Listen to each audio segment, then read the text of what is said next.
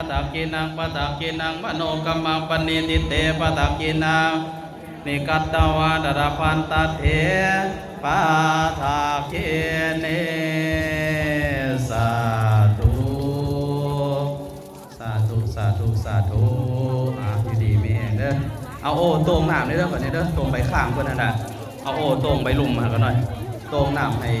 ของต้นญาติโยม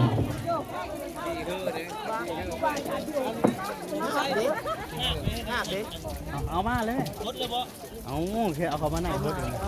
แค่ทีมันคือบาการรถอยู่แล้วประกาศหาน้ำหอมอยู่ได้สั่นลืมเลยกันเนี่ยโอ้น้ำหอมเอาต้นหยาดโยนอพันกันฮดเด้อวันนี้เด้อเอาฮดเลยแกซ้อนคือเนี่ยแต่ครูบาอาจารย์เอาเผาไปแล้วมันมาอยู่ไหนก็ได้ครูบาอาจารย์เอานะ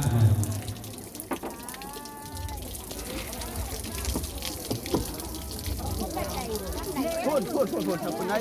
บ่ได้เข้าตรงนี้ได้ขอบคุณปีใหม่เนาะปีหน้าสงกรานต์เลยนำคำนำพูด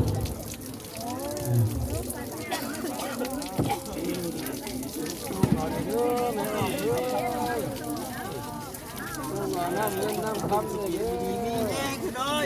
ปีใหม่ฟ้าใหม่เปียกหมดแล้วดิ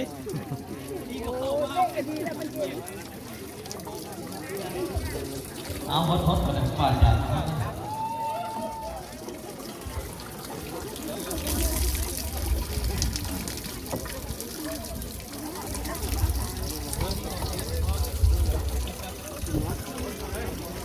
เราจะได้เอาข้าวโพดเด้อเนาะตัวเนี่ยชอบโอ้มาเด้อตรงไหนเด้อเนาะตรงเราเอาข้าวโพด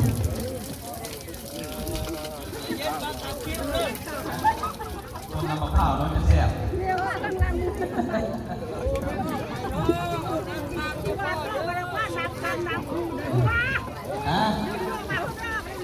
จะเลี้ยงหน่อยเพื่อนนะ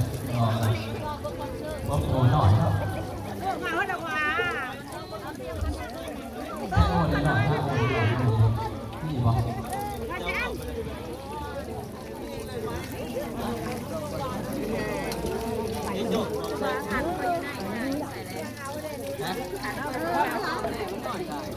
หวาน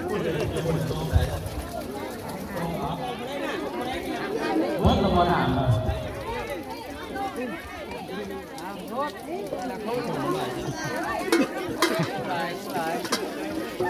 ใครจะได้ลายวัดได้ลายเด้อ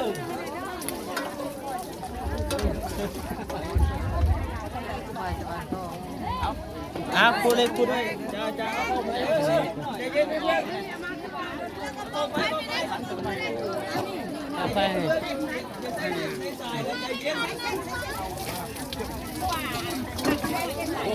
เอาไปว่างเลยเอาไปว่างเลยดิโอ้ยตายแล้วได้ขันหยอกเมียแล้วไปตรงที่มันออกคน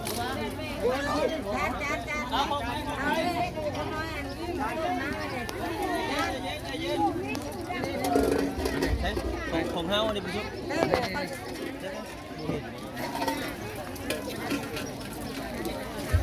นั่นเองครับ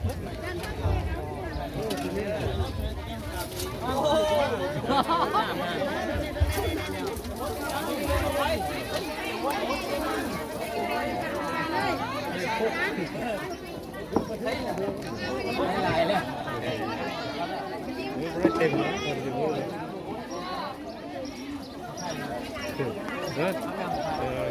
ตรงน้อยนะเด็ก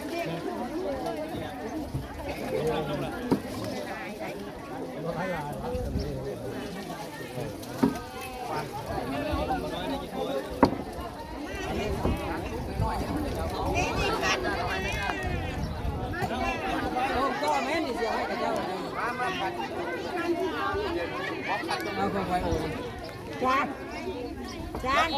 ของเขาจานโอ้เฮาเดี๋ยวไปเจ้าน้ำก่อน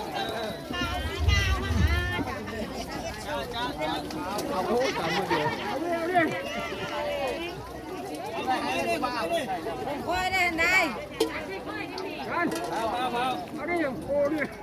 ตัวเอาไปบ้าบ่ได้บ่ดี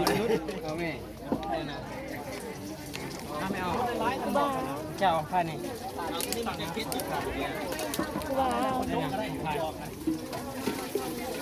เอาทั้งนี้เนี่ยเอาทั้งนี้เอาเท่านี้เอาไปเดี๋ยวได้มาให้ได้พ่อหมดเลย